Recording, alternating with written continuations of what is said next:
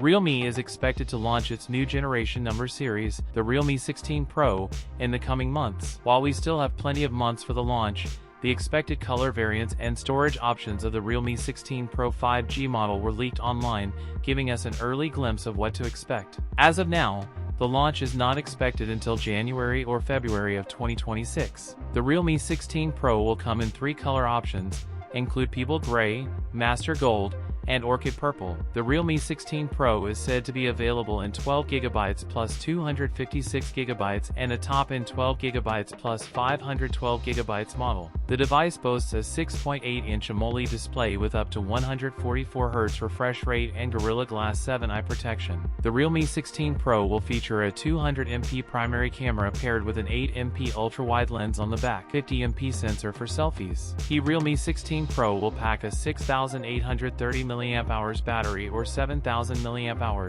The phone will measure 7.75mm in thickness and weigh 192 grams. That's it for today's video. If you enjoyed it, don't forget to like, comment, and subscribe for more content. Thanks for watching, and I'll see you in the next one.